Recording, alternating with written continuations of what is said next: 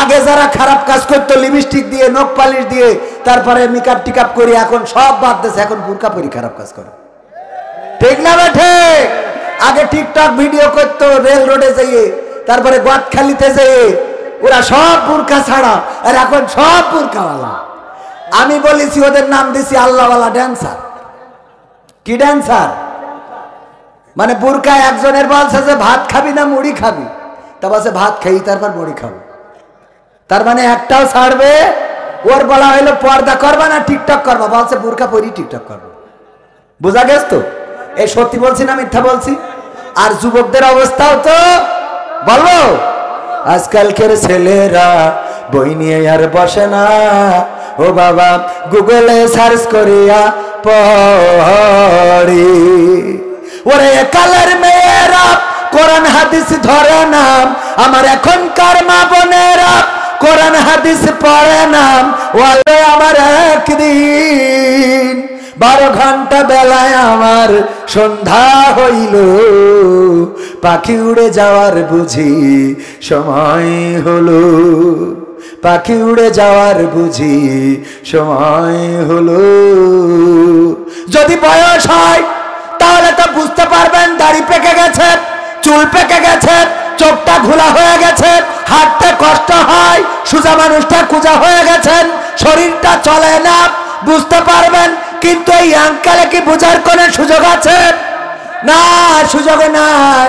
জানি না কোন দিন কোনখানে কোন বিপদে কোন মুসিবতে এই পৃথিবী ছেড়ে চলে যাওয়া লাগবে, কেউ গ্যারান্টি দিতে পারে না।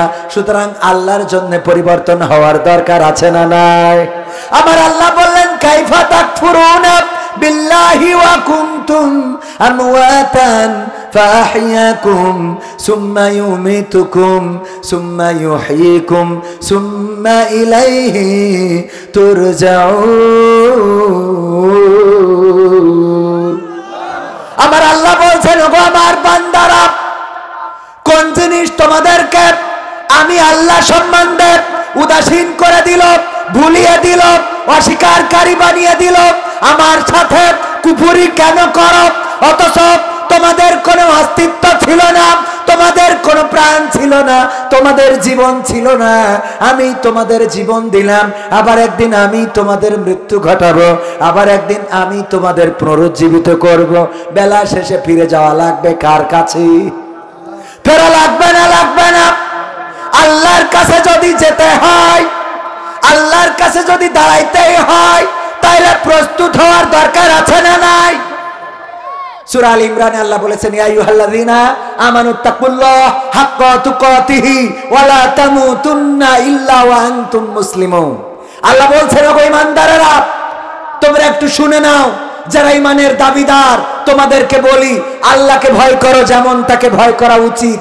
আর ততক্ষণ পর্যন্ত মৃত্যুবরণ করো না যতক্ষণ পর্যন্ত না পূর্ণ মুসলমান হতে। মুসলমান শব্দের অর্থ কি বলেন? আত্মসমর্পণ করা। হাইরে মুসলমান, অনেক মুসলমান আছে কালেমা তাইয়্যিবাটা পড়তে পারে। বললাম যে কালেমা তাইয়্যিবা পড়েন তো, বলে লা ইলাহা ইল্লা আনতা সুবহানাকা ইন্নী কুনতু মিনাজ জালিমিন। মানে ওর কাছে এত বিপদ হয়ে দাঁড়াইছে, ওই বাসের মধ্যে দেখবেন এই দোয়াটা বাসের মধ্যে লেখা থাকে না? থাকে না? মানে যার যেটা দরকার সে সেখানে সেটা লিখে রেখেছে। বাসের মধ্যে কোনো সিট নেই, তারপরেও হেল্পার দেখে, কয় ভাই সিট ভরা, খালি উঠাইতেই থাকে, আর ওখানে লেখা আছে নিশ্চয় আল্লাহ ধৈর্যশীলদের ভালোবাসে। মানে ওর এই আয়াতটার দরকার, নিশ্চয় আল্লাহ ধৈর্যশীলদের পছন্দ করে। এটা বাসে লেখা আছে না নাই? ওর জন্য দরকার এটা লিখেছে। আবার কিছু লোক আছে যা লিখেছে তার সাথে তার আমল নেই। যেমন বাসের পিছনে লেখা নামাজ কায়েম করুন, ওই বাসে যদি বলেন যে ভাই মাগরিবের ওয়াক্ত চলে যাচ্ছে, একটু ব্রেক দেন, নামাজ পড়িয়ে নি, কয় হুজুর এত নামাজ পড়া তোর কেন আপনার? ও আবার লিখে দিয়েছে কি নামাজ কায়েম করুন। দেখবেন টিরাকে লেখা আছে গাছ লাগান পরিবেশ বাঁচান, আর ওর টিরাকে পৃথিবীর গাছগুলো কেটে সব সাজাইয়েছে। ঠিক না ঠিক? খেয়াল করেছেন আপনারা? যত সব আর এই লেখাগুলো সব লেখে নিজেরা মানবে না, অন্যরা যেন মানে। তো এই দেখে এক বুড়ো চাচা, উনি বাসে উঠে ওনার স্ত্রীর দড়িতে কোলের মধ্যে নিয়ে বসে আছে। তো অন্য যারা ইয়াং পোলাপানুরা দেখে ওদের লজ্জা করতেছে, বুড়ো মানুষ এই বয়সে দাঁত পড়ি গেছে, তা বুড়ির ওখানে বসায় রেখেছে কেন? তো এই দেখে আবার আমাকে সভাপতির তো বয়স হয়েছে, সভাপতি বলছে এই মুরব্বী তোমার কি কোনো আক্কেল বোধ নেই নাকি? তা বলছে কেন কি হয়েছে? কি হয়েছে মানে তুমি ওর নিয়ে কনে নিয়ে বসে রয়েছে, একটু সাইডে রাখা যাচ্ছে না? তো আমার বাসে চাচা তুমি মানে লেখাপড়া টেলা জানো না? বলছে কেন? বলছে বাসা কি লেখা রয়েছে ওখানে যে নিজের মাল নিজে সাবধানে রাখুন। তা আমি সাবধানে না রেখে তো তোমার কাছে সাইডিতে দেবো নাকি? পাকামো পাইছাও। তো এই জন্য কিছু লোক অন্তত শুনে বুঝে আমল করে। যাই হোক, যে উদাহরণটা দিচ্ছিলাম যে লজ্জা যে দেব, লজ্জার আজ অবস্থা কি হয়েছে। মাহমুদুল হাসান জিহাদি মাহফিল করে যাচ্ছে, যাওয়ার পথে দেখে রাস্তার তেমাত নাই, তেমাত না তো বোঝেন, ত্রিমোহনী, 3 রাস্তার মাথায় একজন টয়লেট করতেছে। তো এর একটু লজ্জা দেওয়ার জন্য মোটরসাইকেলের হেডলাইট ঘুরাই ধরিছে, যাতে ও লজ্জা পেয়ে আজ জীবনে এই কাজ না করে। ও মোটরসাইকেলের হেডলাইট ঘুরাই ধরিস বলে ও লজ্জা পেয়ে লুঙ্গি তুলে মুখ ঢেকে চুপচাপ বসে দিয়েছে। তাহলে লজ্জা পাওয়ার সিস্টেমটা বুঝতে পারিছেন? এত লজ্জা পেয়েছে যে মুখ ঢেকে তা আল্লাহর ওলি বসে আছে যে নিচেতে যায় ও যেন উপরে কেউ না দেখতে পায়। তা আজকে অবস্থা সেইটা, বুরকা পরেছে কিন্তু ইমান আমল শেষ। ঠিক না ঠিক? মাথায় টুপি মুখে দাড়ি কিন্তু ইমান নাই। বাহ্যিক ভাবে দেখা যায় অনেক বড় পরহেজগার, আসলে পরহেজগারি তার ধারের কাছেও নাই। এরকম আছে না নাই? আজকে সব নিচে দিয়ে শেষ হয়ে যাচ্ছে। এই জন্যে আমি বলি যারা টিকটক করবি তোকে দোহাই লাগে অন্তত বুরকা পরি বুরকাটা কলুষিত করিস নি। তোরা বুরকা ছাড়াই টিকটক কর, আর তোকে দেখি যেন তোদের মা বাপ ভাই বোন চিনতে পারে, কারণ বুরকা পরি করে যাতে কেউ না চিনতে পারে। কি বুদ্ধি আছে না নাই? বুদ্ধি আছে না? এই জন্যে এই সমাজকে পরিবর্তন করতে হলে কোরআনের আইনের দরকার আছে না নাই? কোরআনের আইন যদি কায়েম হয়ে যায়, চোর চুরি করলে যেমন তার শাস্তি কবজি কেটে দিতে হবে, তেমনি যদি কেউ জেনা করে ধর্ষণ করে তার শাস্তি কি? মাজা পর্যন্ত গেড়ে দিয়ে ইট পাথর মেরে ছন্দে সার করতে হবে। এই আইন যদি কায়েম থাকতো তাইলে লাইলাতুল ফেব্রুয়ারিতে ওই গদখালিতে এত ভিড় হইতো না। ঠিক না বেঠে? কিন্তু আমাদের সমস্যা অন্য জায়গায়। আমাদের সমস্যা হলো কোরআন পড়তে ভালো লাগে, কোরআন শুনতে ভালো লাগে, কোরআন জানতে ভালো লাগে, কোরআন মানতে ভালো লাগে। ঠিক না বেঠে? কোরআন পড়তে ভালো লাগে, কোরআন শুনতে ভালো লাগে, কোরআন জানতে ভালো লাগে, কোরআন মানতে ভালো লাগে। নামাজেতে পড়লে কোরআন মনটা শীতল হয়, কারির তেলাওয়াত শুনিলে প্রাণ জুড়িয়ে যায়। ঠিক না বেঠে? নামাজেতে পড়লে কোরআন মনটা শীতল হয়, কারির তেলাওয়াত শুনিলে প্রাণ জুড়িয়ে যায়। সেই কোরআনের ব্যাখ্যা দিলে কলিজাতে আগুন জ্বলে, সেই কোরআনের ব্যাখ্যা দিলে অন্তরেতে আগুন জ্বলে। বিরোধিতাও চলে কেন তা জানি না। কোরআন পড়তে ভালো লাগে, কোরআন শুনতে ভালো লাগে, কোরআন জানতে ভালো লাগে, কোরআন মানতে ভালো লাগে। কোরআন পড়ে অনেক লোকে শুরু করে দিন, তারা আবার চাই না দেশে কোরআনের আইন। আছে না নাই? কোরআন পড়ে কত লোকে শুরু করে দিন, তারা আবার চাই না দেশে কোরআনের আইন। এটা যে কেমন নীতি, তাই তো এ দুর্গতি করছে মোদের ক্ষতি কেন তা বুঝি না।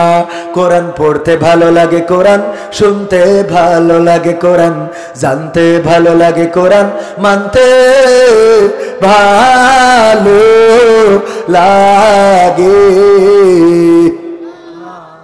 কোরআন বুকে, কোরআন বুকে চুমু খাওয়ার লোকের নাই অভাব, সেই কোরআনের বিরোধিতা আবু জাহেলের স্বভাব। এরকম আবু জাহেল আছে না? এই এলাকায় তো নাই, কেন আছে? বলে হুজুর সময়টা তো বড্ড খারাপ, আপনি তো ভাই সব জানেন, বুঝে শুনে কথা বলে ওয়াজের রীতি টানেন, উস্কানি ফুসকানি মূলক বলবেন না কোনো কথা, এই মঞ্চে রাজনীতি ভাই করবেন না অযথা, আমরাও ভাই কোরআন জানি মানি মোটামুটি, ঝামেলাতে থাকি মাঝে মাঝে নিয়ে ভোটা ভুটি, মক্তবেতে শিখেছিলাম আলিফ বা তা সা, কোরআন হাদিস মোটেও জানি না এমন কিন্তু না, তাই রাজনীতি চলবে না ও হুজুর, রাজনীতি চলবে না, তাই রাজনীতি চলবে না ও ভাই, রাজনীতি চলবে। এবার বলছে শোনেন হুজুর এই মাহফিল এইবার না আগেও দিলাম, আমি বলছি তাই কি? বলছে গতবার ঢাকাতে হুজুর আনিলাম, আমি বললাম তাতে কি? ও মুখ হুজুর আজ করিল কত মধুর সুর, কবরেতে গেলে পাবো ৭০,০০০ হুর। এমন ওয়াজ আছে না নাই? হুর পরি গেলে মানে রস করলে হাতে হাত করা পায়ে ডান্ডা বাড়ি কি লাগবে? তাই যদি লাগতো আল্লাহ রাসূল ৪০ বছর মক্কায় কাটালেন, কেউ কোনোদিন ফুলের টোকা দেয় না, ৪০ বছর পরে এমন কি কথা বললেন যে মক্কায় আর টিকতে পারলেন? টিকতে কি পেরেছেন? না, শুধু পারে না তা না, মক্কার আবার মদিনায় যেয়ে মারামারি করলো, ঠিক না বেঠিক? বদরের যুদ্ধ, রমজান মাসের ১৭ই রমাদান বদর দিবস, এই রোজার মাসেও রাসূলের রোজা ঠিক মতো পালন করতে তিনি, যে বাড়িতে তো খেদায় তো ভালো কথা, আবার উখেন যাইয়ে তো ডেকে নিয়ে মারামারি করছে। কত বড় শয়তানের শয়তান আবু জাহেল, সে ওই বদরের যুদ্ধে মরেছে না মরে নাই? অনেক বড় ইতিহাস। আমি এবারও যাওয়ার পরে আবু জাহেল যেখানে মরিয়ে ওর লাশ পড়েছিল ওই জায়গায় এখন বুঝাই দিয়েছে, একটা কূপ মতো গর্ত মতো ছিল, ওখানে যে যা যায় যে কাশ ফুটা নাকে ফুটা, তারপরে মানে যত রকম উচ্ছিষ্ট আছে সব মনে দুঃখী ফেলে ওখানে, যে তুই আমার রাসূলের এত কষ্ট দিছিস। তো এই জন্যই ওই জায়গাটা সৌদি আরবের সরকার একটু সুন্দর করতেছে যেন এখানে খারাপ কিছু না ফেলে, তারপরেও হাজিরা যাইয়ে থুতু নিক্ষেপ করে। আমার সাথে হজে গেল বগুড়ার ২ জন ব্যক্তি, ভ্যান চালক, কি চালক, ভ্যান চালায়া টাকা পয়সা জোগাড় করে আমার সাথে গিয়েছে, আমার সাথে মানে আমাদের সাথে। আমরা যাওয়ার পরে যখন তাওয়াফ করতেছে দেখি চোখের পানি ঝরতেছে এই ভ্যান চালকের। আমি বললাম এরাই তো জান্নাতি, এরাই জান্নাতি, কাবা ঘর তাওয়াফ করছে আর চোখের অশ্রু টপ টপ করে দাড়ি ভিজে ভিজে পড়ছে। এই মানুষটা ওমরা শেষে বলতেছে ৪০টা বছর ধরে ভ্যান চালাইয়ে টাকা জোগাড় করলাম, আমার একটা কাজ এখনো বাকি আছে, বাবা একটু করাই দিবা। কইলাম কি? কয় আবু জাহেলের বাড়ি নাকি টয়লেট হয়েছে, ওখানে না হেগে তুই যাব না, আমার এই স্বপ্নটা বাকি। সত্য ঘটনা। আরে মানুষ রাসূলকে কত ভালোবাসে। আমাদের দেশের মানুষ হজ করতে যায়, ওমরা করতে যায় বৃদ্ধকালে, যে এই 7টা পাক দিয়ে হবে না, আমার যাওয়ার দরকার যে কালে সেই কালে যায়। ওর বিশাল টাকার অভাব, ওমরায় যাইতে ১,১০,০০০, ২০,০০০, ৩০,০০০ খরচ হয়, এইটা ম্যানেজ হয় না। ও ২ লাখ টাকা করি জমি বন্ধক, 5 বিঘে জমি বন্ধক রেখে দেয়, তাহলে কয় লাখ টাকা লাগে ভাই? ওমরা করেছেন আমার ভাই, এখন ওমরা করার সুযোগ হয়নি, অথচ ইসলামী ব্যাংক নিয়ে লাখ লাখ টাকার লেনদেন, কোটি কোটি টাকা। সামনের পর কেউ তো লজ্জা দিতে পারবে না, কারণ মুখ ডেকে বসে থাকবে, ঠিক না বেটে? একটু ওমরা যাওয়ার নিয়তটা করেন, আল্লাহ কবুল করুন, আমিন, আল্লাহ কবুল করুন। বেশি টাকা লাগে না তো।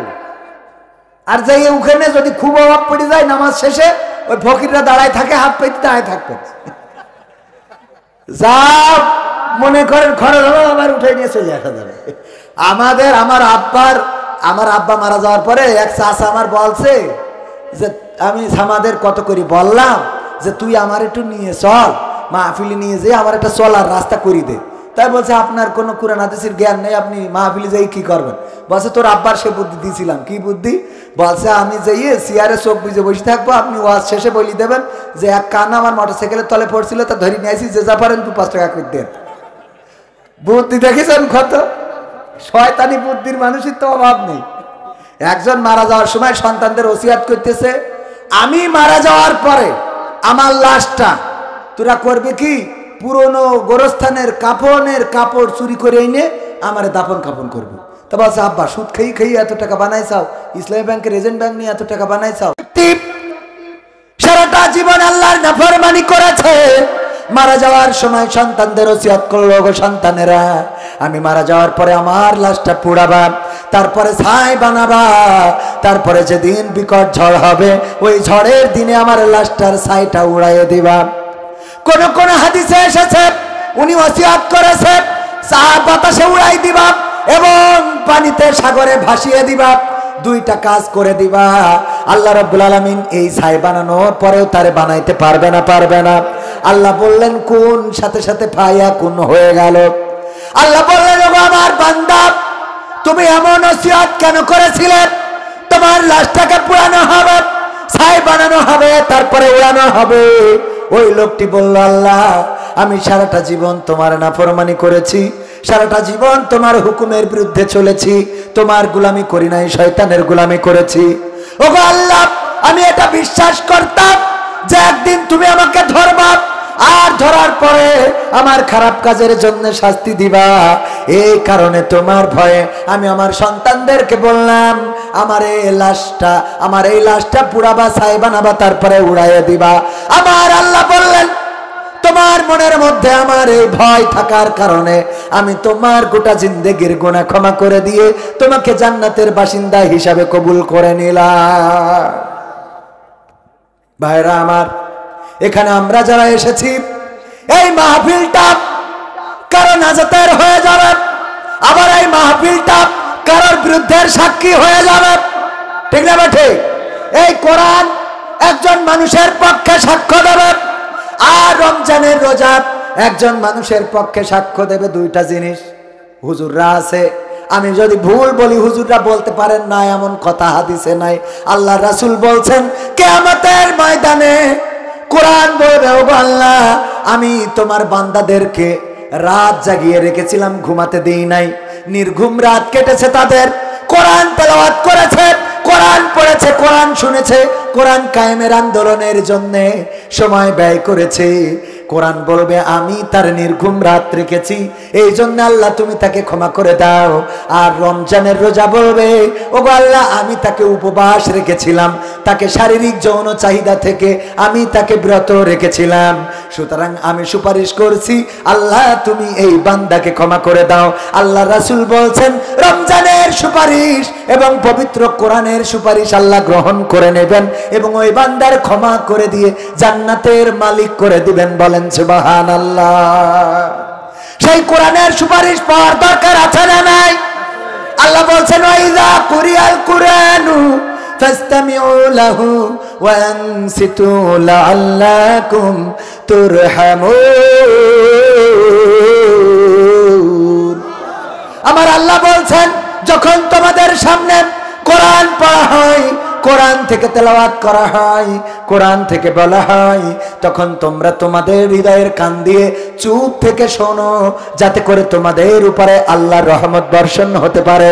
সেই আল্লাহর রহমত নেওয়ার দরকার আছে না নাই?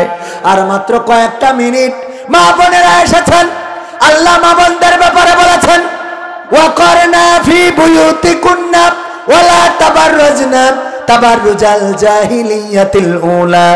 ওগো নারীরা পর্দার মধ্যে থাকো, জাহিলি যুগের মেয়েদের মতো বেপর্দা হয়ে নিজেদেরকে প্রদর্শন করে বেড়ায়ও না। কথাটা কার? কাজটা কি? পর্দার মধ্যে থাকা। এক নম্বর কাজ কি? পর্দার মধ্যে থাকা। দুই নম্বর কাজ হলো জাহিলি যুগের মেয়েদের মতো সাজুগুজু না করা। কিন্তু এখন সাজুগুজু করার আল্লাহর ওলি আছে না নাই?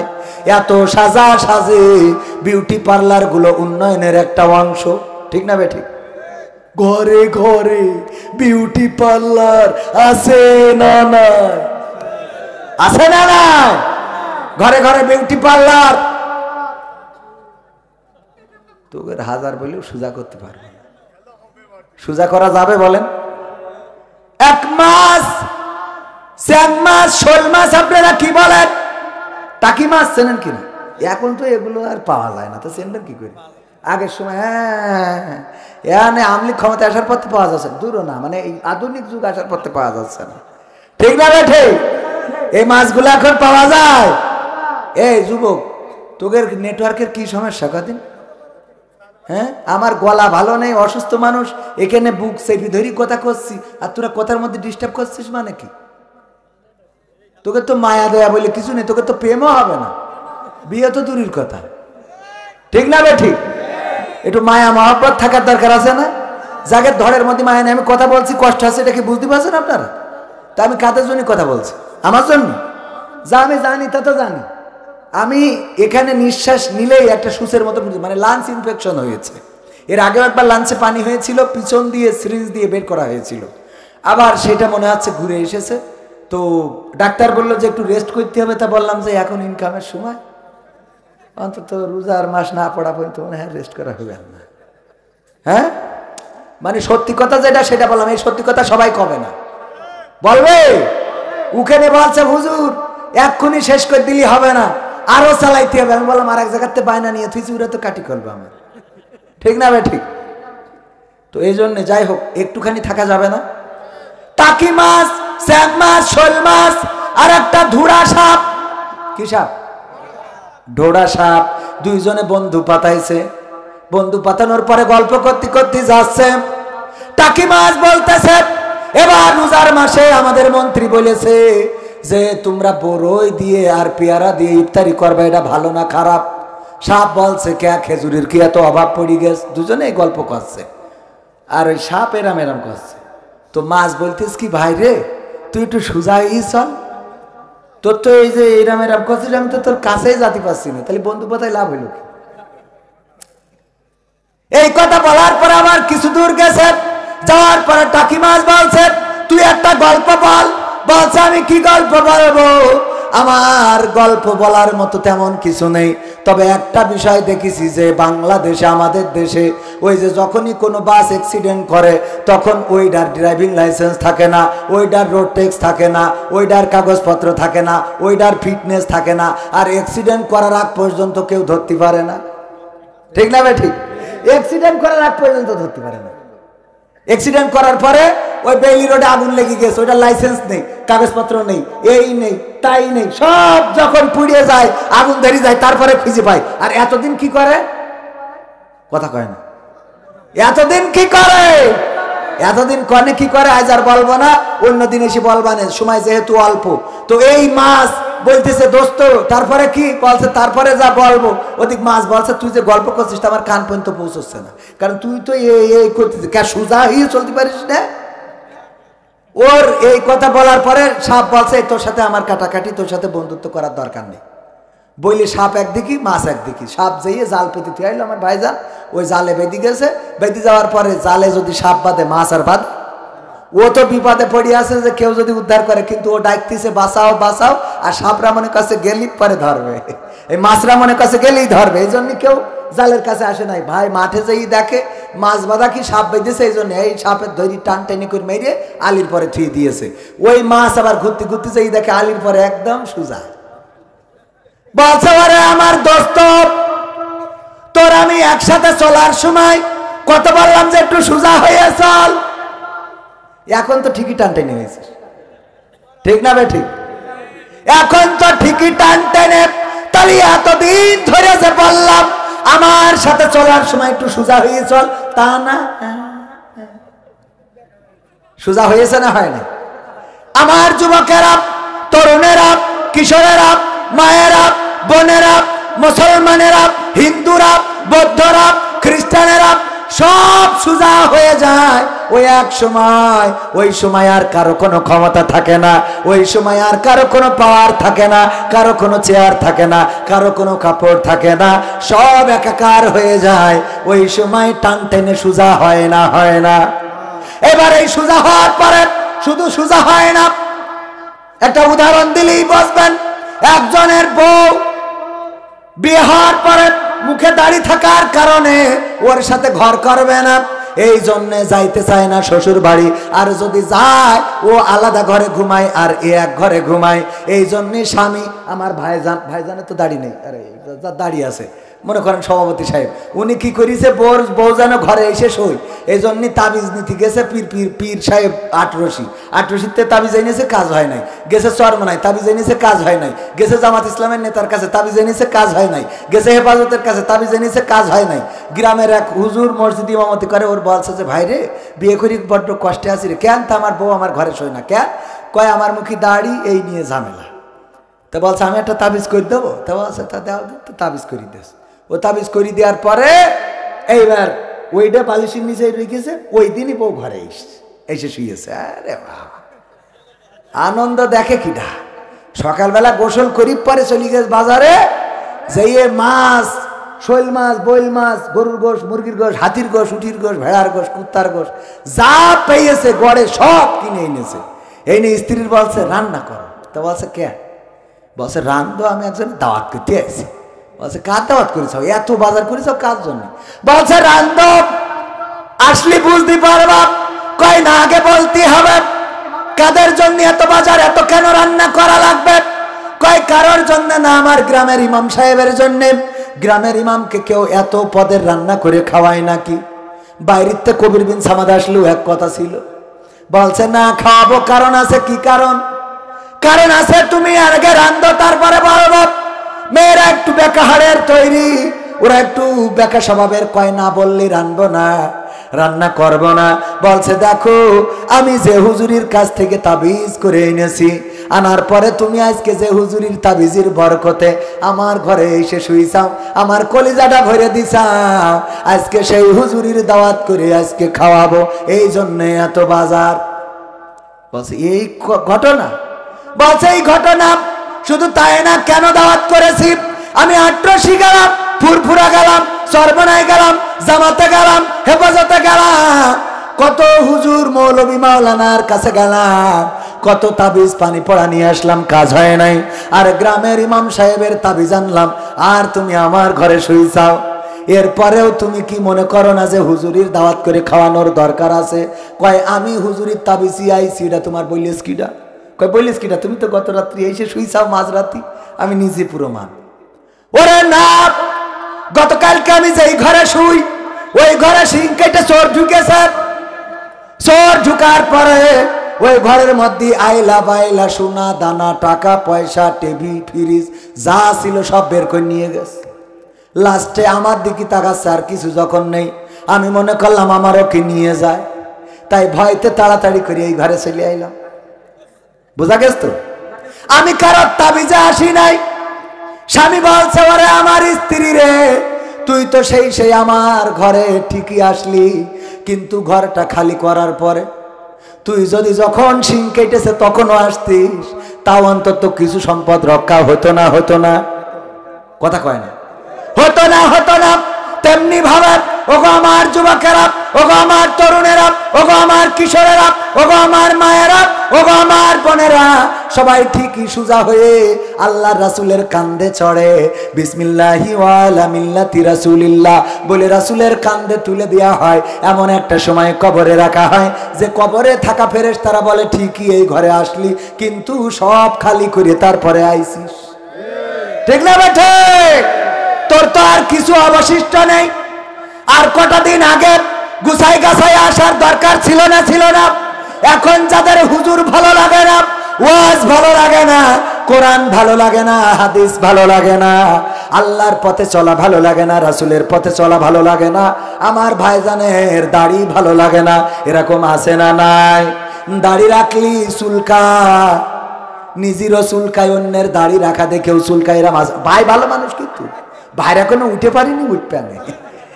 মারহাবা বলছে, মারহাবা। আল্লাহ আমার ভাইজানের মুখে দাড়ির ব্যবস্থা করে দাও, বলেন আমিন। আমার ভাইজানের মতো অনেকে আছে দাড়ি নাই তো নাই, নামাজ পড়ে না, রোজা করে না, আবার বলে সংবিধানে রাষ্ট্র ধর্ম ইসলাম রাখা যাবে না রে, বলে না, বলে না। আর আমি ওদের ব্যাপারে বলেছি সংবিধানে রাষ্ট্র ধর্ম ইসলাম আছে বলে তোমার কেন জলে রে বন্ধু, তোমার কেন জলে? শয়তানে জ্বালে কি আগুন তোমারই বগলে, তোমার কেন জলে রে বন্ধু, তোমার কেন জলে? ইসলাম হলো শান্তির ধর্ম, আছে সুবিচার, অন্য ধর্মের প্রতি কভু করে না বিচার। মিলেমিশে থাকার কথা, মিলেমিশে থাকার কথা দিয়েছেন নবী বলে, তোমার কেন জলের টাকলা, তোমার কেন জলে? ঠিক না বেঠে? ইসলাম সংবিধানে রাখা যাবে না, আবার যে ভোট আসে মাথাতে টুপি খোলে, 5 ওয়াক্ত নামাজের জায়গায় 10 ওয়াক্ত পড়ে। কেমন করে পড়ে? আপনার বানিয়া বাহু, তাই তো? বানিয়া বাহু যখন এসেছে, হ্যাঁ, বানিয়া বহু, বানিয়া বহু এই গ্রামে এসেছে ভোট করার জন্য। আসরের নামাজ আজান হয়ে গেছে, বলতেছে তাড়াতাড়ি আজান হয়েছে কিনা, বলছে হ্যাঁ হয়েছে, নাও তাড়াতাড়ি নামাজটা পড়িয়ে নি। নামাজ পড়িয়ে নিলে আবার ইকেনতে যেয়ে যখন আবার এন্দাই গিয়েছে, যাওয়ার পরে বলছে আজান হয়েছে কিনা, বলছে হয়েছে, নামাজও হয়ে গেছে, বলছে এইসব তালি যারা যারা পড়নি আবার দাঁড়া। পিয়াস বলতেছে আপনি যে ওখানতে পড়িয়ে আসলেন, তো অসুবিধা নেই, এখন যত পড়ি নিতে পারো, 5 বছর তো আর পড়বো না, সুতরাং এখন যত পড়ে পারা যায়, ঠিক না বেঠে? এইভাবে ব্যবহার করে। ইসলাম ভালো লাগে না, কোরআন ভালো লাগে না, আবার যখন মরে যায় তখন ওরে হুজুর ডেকে নিয়ে জানাজা দেয়া লাগে, হুজুর ডেকে নিয়ে জানাজা পড়ানো লাগে, তারপরে কবরে নামানো লাগে। কবরে নামানোর সময় হুজুর বলে বিসমিল্লাহি ওয়া আলা মিল্লাতি রাসূলিল্লাহ। বলেন এই কথা কি সত্য বলে না মিথ্যা বলে?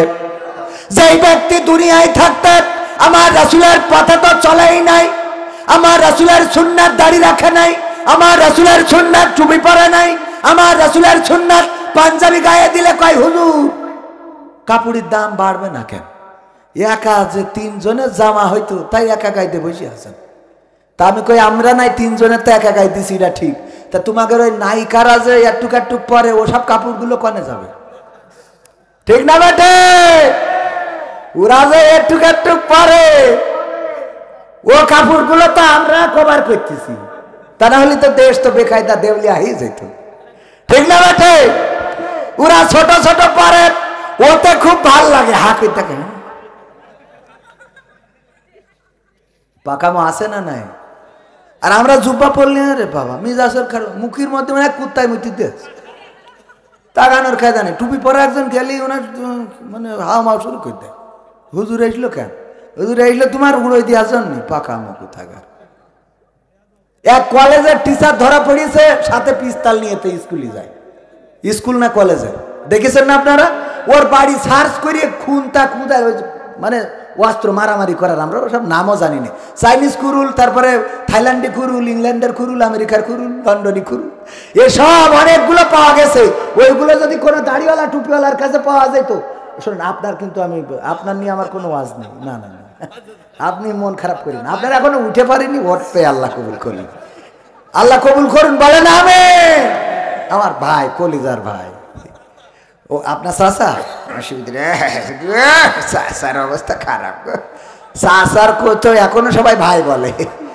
ও আমার ভাইরা, এরপরে যখন মারা যায়, যাওয়ার পরে যারা বিসমিল্লাহি ওয়া আলা মিল্লাতি রাসূলিল্লাহ বলে, ওটা মিথ্যে কথা, ওটা বলা যাবে না। কেন মিথ্যে কথা? আমি উদাহরণ দিতে যাই বলি, আমার সভাপতির বললাম, সভাপতি সাহেব একটা গরু কি পুষানি দেওয়া যায়? পুষানি বোঝেন আপনারা? আমি বললাম একটা গরু কি পুষানি দেয়? ওনার অনেকগুলো গরু আছে। তা বলছে গরু পুষানি নিবা, তুমি তো ওয়াজ করি বেড়াও, গরুর খাওয়াবা কখন? তাই বলছে আমার ছেলে বড় হয়েছে, ও খাওয়াবে না। বলছে তোমার তো ঘাস কাটার লোক নেই। আমি বলছে আমার ছেলে ও কেটে আনবে না। তা বলছে তোমার তো খোল কেনার টাকা নেই। আমি বলছি ওয়াজ করি যা পাই তাতে হইবে না। বলছে তোমার তো ভালো গোয়েল নেই। তাই আমি বলছি ওই যে খুঁটি লাগাই দিয়ে ভালো করি আমি সেই দোকানে অ্যাসবেস্টাস পাওয়া যায় বাজারে, সেই দোকানে। তা বলছে তোমার তো মশারি নেই। আমি বলছি বাবা কয়েল ধরাই দিবা না। বলছে তুমি পুষতে পারবা না। তার মানে কি? দেবে না। এখন হঠাৎ করে উত্তর গগনে মেঘ হয়েছে, কালো মেঘ, দুমদাম করি কটা দাম করে পড়িয়েছে, একটা ওনার কৈলির পরে পড়িয়েছে। পড়ার পরে সকালবেলা ডাকছে কবির বিন সামাদ। আমি বলছি আমার ডাক তো তুমি ছাড়া কি ডাক? শোনো গরু নিচ্ছালে নিবা নাই। তা আমার দিল্লি তো ভালো হয়, আমার বাচ্চা দুধ পাচ্ছে না, তো একটু ভালো হয় গাই গরু দেবেন একটা। তা বলছে দেবো, লোকজনটাকে নিয়ে আসো, নিয়ে যাও, গইলে আছে। তা আমি বলছি লোকজন লাগবে কেন? আপনিও দাড়িওয়ালা, আমিও দাড়িওয়ালা, আপনিও টুপিওয়ালা, আমিও টুপিওয়ালা, হয়তো আপনি জামাত ইসলাম করেন, আমি চরমনাই করি, তো অসুবিধা নেই, একই তো রাস্তা, একটু মত পার্থক্য সামান্য, তো মিলমিশ করে নিলে এবার বাসুর একটা হলে আমার একটা আপনার। তা বলছে একা পারবা না? বলছি একটা গরুর সাথে পারবো না, কি মনে করেন আপনি? বলছে দেখো গইলি আছে পারো কিনা, যাইয়ে দেখি গইলি 4 হাত পায় এক দেখি, তারপরে লেজের দিকে তাকায় দেখি নেটওয়ার্ক নেই, মানে মাসি বসছে তার আসছে না, মানে গরু তো দেখতে পায় না, ওর নেটওয়ার্কে কাজ করে ওর বাড়িতে, তো নেটওয়ার্ক পাচ্ছে না, মানে টাওয়ার শেষ। নাকে একটু হাত দিয়ে দেখলাম না, ফুসফুসেও আপ ডাউন বন্ধ করে দিয়েছে। আমি আসতে করে এসে বলছি সভাপতি গরু কি মরি গ্যাস নাই? তা বলছে মরি গ্যাস বলেই তো তোমার ডাকছি, জ্যান্ত গরু তোমার পুষানি দেবো ভাবলে কি করে? ও গরুটা একটু পায়ে দড়ি বেঁধে বার ঢুকাইয়ে খড় বাগানে দিয়ে আসতে হবে। তা বলছে আপনি আমার ফাঁসি দেন, আমার ফাঁসি দেন, তারপরে ওই মরা গরু কান্দে তুলবো।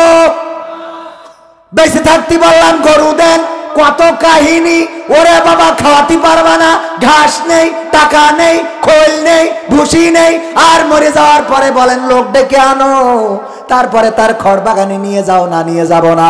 তেমনি ভাবে এখন অনেকে আছে কোরআনের পথে ডাকলি ওর টাইম নেই, দাঁড়িয়ে রাখতে বললি রাখে না, নামাজ পড়তে বললি যাই না, কোরআন শিখতে বললি শেখে না, হাদিস মানতে বললি মানে না, জিহাদ ইসলামী আন্দোলন এর তো ধারের কাছেও নেই, আর মরে যাওয়ার পরে বলে হুজুর গো ও গো আসেন আমার এই লাশটা একটু পার করে দেন।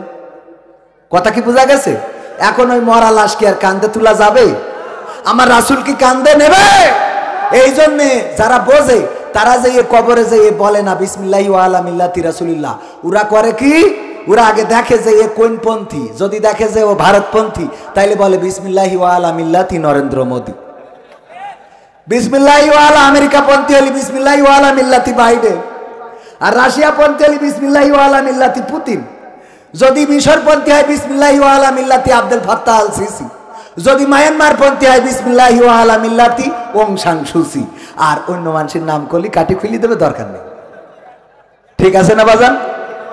রাত অনেক হয়ে গেছে, 12টা ছাড়াই গেছে, 12টার মধ্যে শেষ করতে চাইছিলাম। অনেক কষ্ট করে আপনাদের নিয়ে কথা বললাম, মা বোনদের ব্যাপারে কথা বলতে যাচ্ছিলাম। 3টা কাজ। কয়টা কাজ? একটা হলো পর্দার মধ্যে থাকতে হবে, 2 নম্বর হলো সাজুগুজু করা যাবে না, আর 3 নম্বর হলো প্রদর্শন করে বেড়ানো যাবে। এই কাজ দিয়েছেন কে? আল্লাহ দিয়েছেন। সেই কাজ বাদ দিয়ে থুয়ে এখন পর্দার মধ্যে তো এই মুনাজাতটা নিয়ে যান, অন্তত মুনাজাতটা নিয়ে যান, আমরা মুনাজাত করে চলে যাই। একটু সবাই দুরূদ ইব্রাহিম পড়েন। আল্লাহুম্মা সাল্লি আলা মুহাম্মাদ ওয়া আলা আলি মুহাম্মাদ কামা সাল্লাইতা আলা ইব্রাহিম ওয়া আলা আলি ইব্রাহিম ইন্নাকা হামিদুম মাজিদ।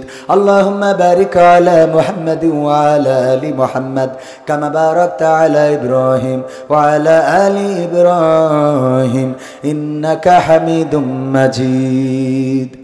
আমার উস্তাদ খানিক আগেও বলছিলেন, অ্যাডভোকেট গাজী এনামুল হক বলছে তুমি শর্টকাটে মাহফিল শেষ করবা। আমি বললাম আমি একদম অল্প করে করলেও তাও 2.5 ঘন্টা হয়ে যায়। তা বলছে আল্লাহ রাসূল জীবনে সবচেয়ে লম্বা ভাষণ দিয়েছিলেন, বিদায় হজের ভাষণ, আর সেই ভাষণটা কত মিনিট ছিল বলো তো? তা আমি বললাম 27 মিনিট। তা বলছে হয় নাই, আসলে হয় নাই, আমার ভুল হয়েছে। তো আমি বললাম উস্তাদ আপনি বলে দেন। অ্যাডভোকেট গাজী এনামুল হক বললেন 16 মিনিট। কয় মিনিট? 16 মিনিট। আল্লাহ রাসূল সাল্লাল্লাহু আলাইহি সাল্লাম লম্বা ভাষণ দিয়েছিলেন, সেটা ছিল কত মিনিট? 16 মিনিট। আর আমরা আপনি দেখেন যে 10টা 10-এ এসেছি, এখন 12টা 5 বাজে, মুনাজাত করতে করতে 12টা 15 বেজে যাবে না? 2 ঘন্টা কথা বললাম। আমার হাসান আল মামুন লাল ভাই তো আগে স্টেজ সাইডে থিয়ে চলে গেছে আমি আসার আগে। তাহলে আমি কি আপনাদের হক আদায় করেছি না করি নাই?